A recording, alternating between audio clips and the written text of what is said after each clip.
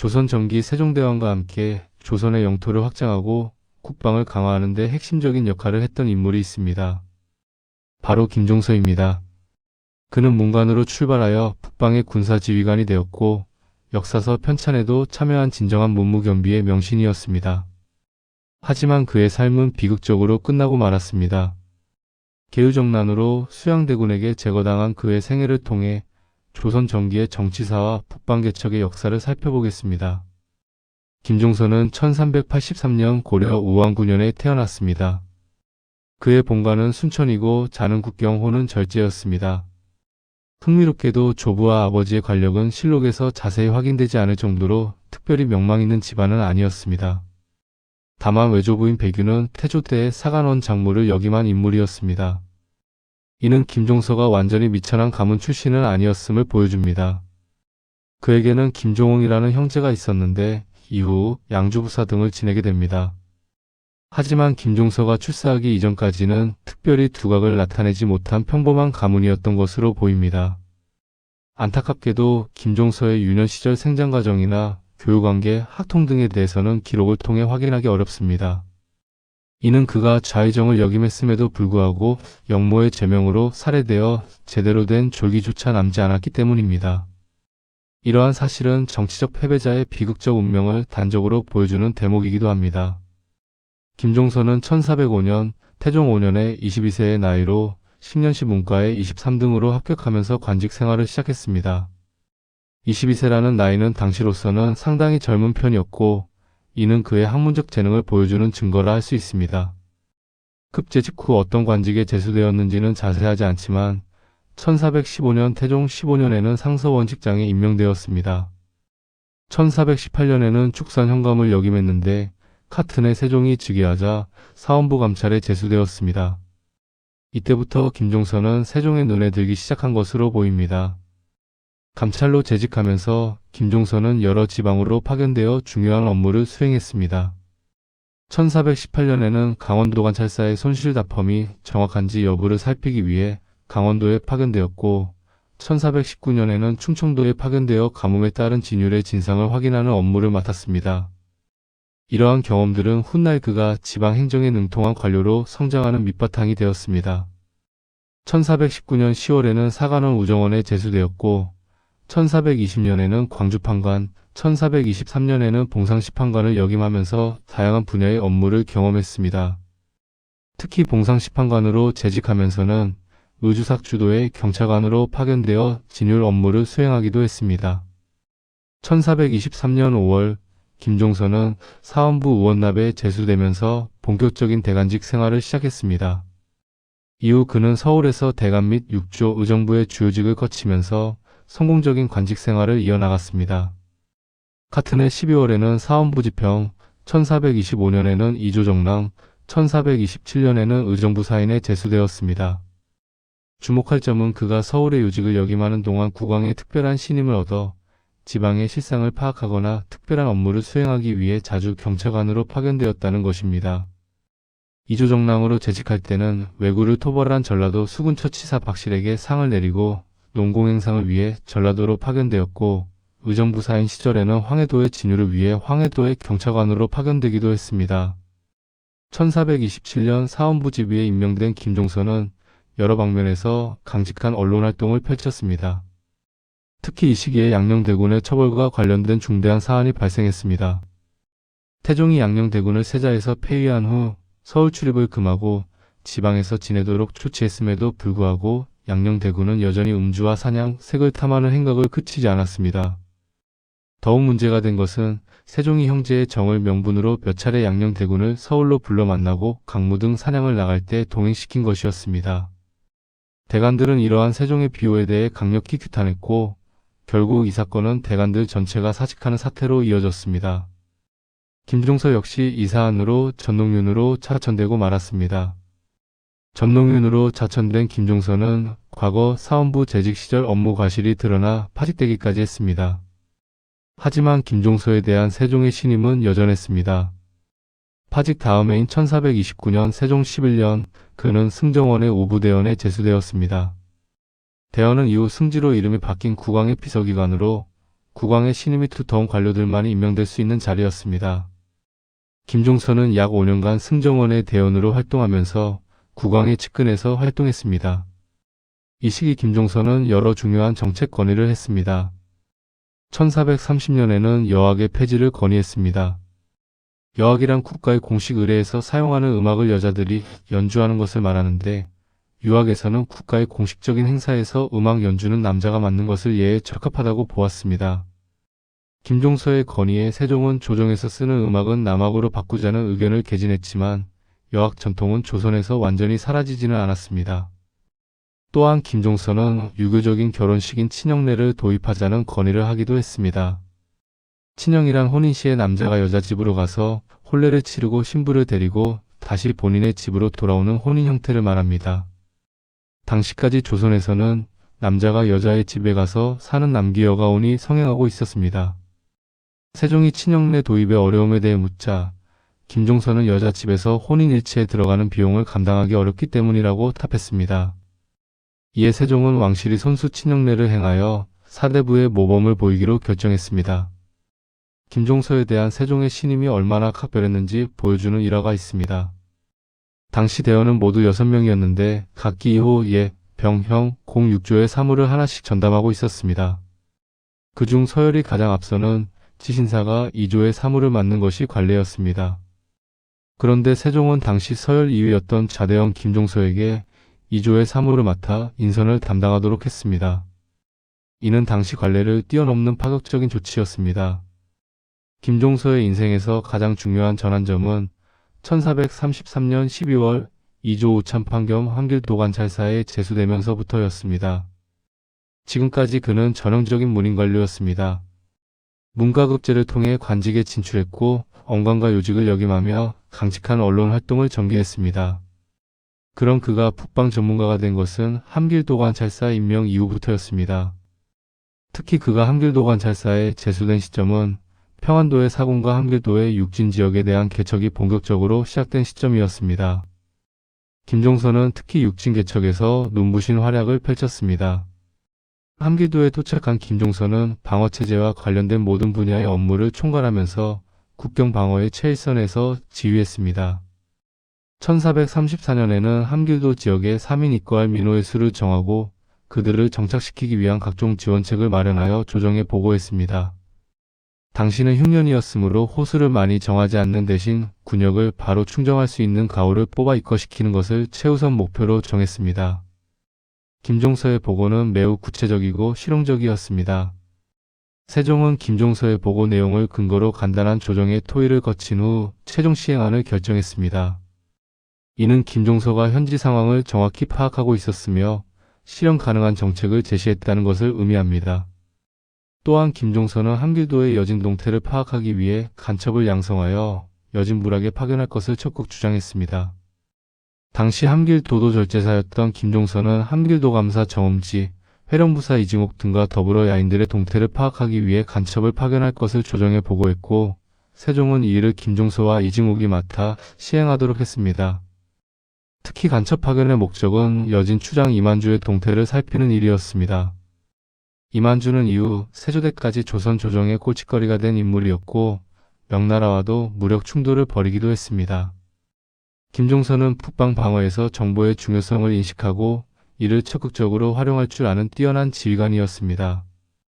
육진 개척이 한창이던 1437년 김종서는 당시까지의 북방 개척 성과와 방어체제 앞으로의 과제 등을 정리한 종합적인 보고를 올렸습니다. 당시 조정에서는 북방 개척에 대한 찬반 양론이 분분했고 해당 지역의 실상에 대한 정확한 파악 없이 주장하는 논의들도 많았습니다.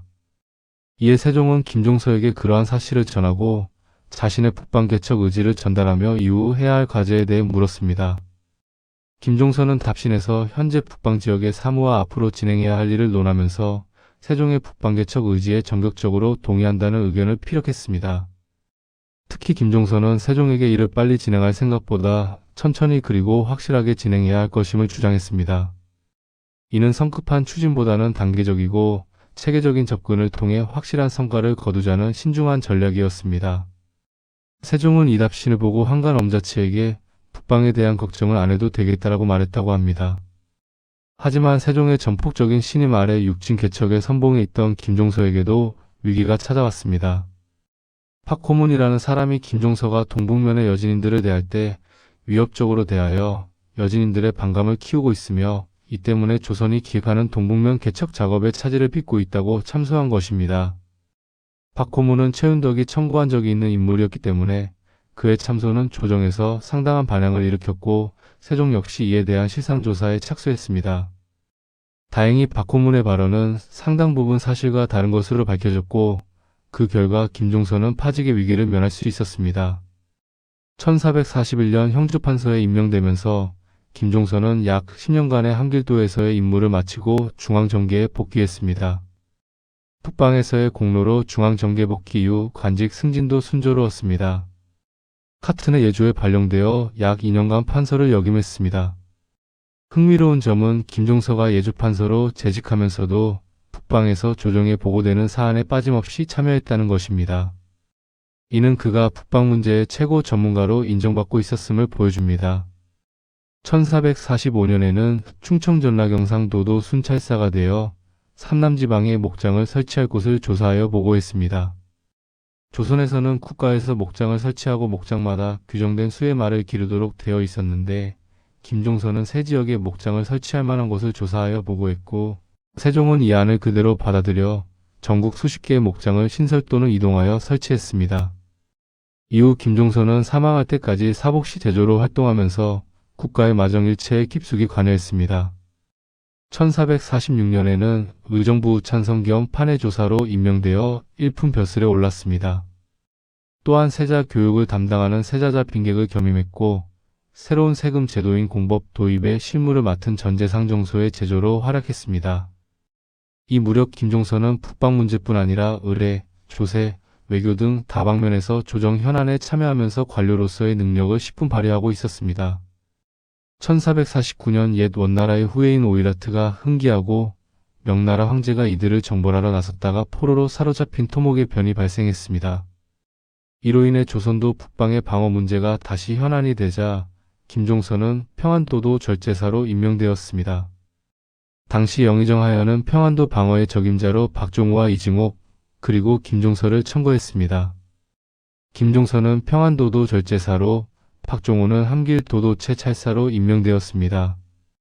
당시 오이라트의 침입 예상지로는 평안도가 가장 유력했는데 김종서가 평안도도 절제사에 임명된 것은 북방의 변장 중에서도 가장 세종의 신뢰가 두터운 것이 김종서였음을 보여주는 것이었습니다. 이후 변방이 안정되자 1450년 김종서는 다시 조정으로 복귀했습니다. 그러나 그가 평안도에서 서울로 상경하는 동안 세종이 사망했습니다. 이는 김종서에게 큰 충격이었을 것입니다. 그를 가장 신임하고 의지했던 군주를 잃은 것이기 때문입니다. 조정에 복귀한 김종서는 다시 우찬성에 임명되었고 곧 자찬성으로 승진했습니다. 동시에 지경연사로 임명되어 문종의 경연에 참석하기도 했습니다. 특히 그는 문종의 경연 첫 교재인 근사록을 강론하기도 했습니다. 근사록은 주자가 직접 저술한 성리학서로 유학자들에게는 매우 중요시되던 저술이었는데 김종서는 이를 강의하면서 불교 교리에 대한 비판을 개진하기도 했습니다. 1450년 김종서는 다시 한번 평안도도체 찰사로 임명되어 평안도 방어를 점검하고 이듬해 돌아왔습니다. 이후 그는 문종이 의욕적으로 추진했던 여러 군사 개혁에 참여했습니다. 화차 제작에 관여했고 조선군의 창검 제작 의논에도 참여했습니다. 특히 주목할 만한 것은 문종이 추진한 새로운 진법 제작에 김종서가 참여한 것입니다. 이 작업에는 수양대군과 김종서, 정인지가 참여했습니다. 당시까지 조선군 전술의 근간이 되는 진법은 세종대 변계량에 의해 만들어진 것이었습니다. 진법은 군대 편성, 군의 신호체계, 진의 종류, 진을 만드는 방식, 군사훈련 방식 등을 포함하는 군과 관련된 종합적인 교범이었습니다. 문종의 새로운 진법 고안은 이후 새로운 군대 편제로 이어졌고 훗날 세조대 5위 편성으로까지 계승되었습니다. 한편 세종대부터 편찬 작업을 진행해 오던 고려사의 편찬 작업도 이즈음 마무리되었습니다. 고려사 편찬 작업은 국초부터 꾸준히 이루어졌는데 번번이 문제가 발생하여 다시 편찬하기를 몇 차례 반복했습니다. 이에 세종은 김종서와 정인지에게 공정한 편찬을 명했습니다. 그 결과 세종 사후문종 원년에 세가 46권, 지 39권, 연표 2권, 열전 50권, 목록 2권으로 이루어진 현재 전하는 고려사가 완성되었습니다. 이 작업을 마친 후 김종서와 정인지 등은 곧바로 편년체로 체제를 바꾸고 내용을 요약한 고려사전료 편수 작업에 착수했고, 이 역시 1년 만인 1452년 결실을 맺게 되었습니다. 이는 김종서가 단순히 군사 전문가가 아니라 역사학에도 조예가 깊은 진정한 문무겸비의 인재였음을 보여주는 대목입니다. 1451년 김종서는 우의정에 제수되면서 정승의 반열에 올랐습니다. 이듬해 1452년 문종이 왕위에 오른 지 2년 만에 사망하자 어린 임금인 단종이 즉위했습니다. 당시 단종의 나이는 불과 13세였으며 왕실에는 왕을 대신할 대비도 없던 상황이었습니다. 이러한 상황에서 황보인과 김종서를 중심으로 한 의정부가 권력의 중심으로 부상하게 되었습니다.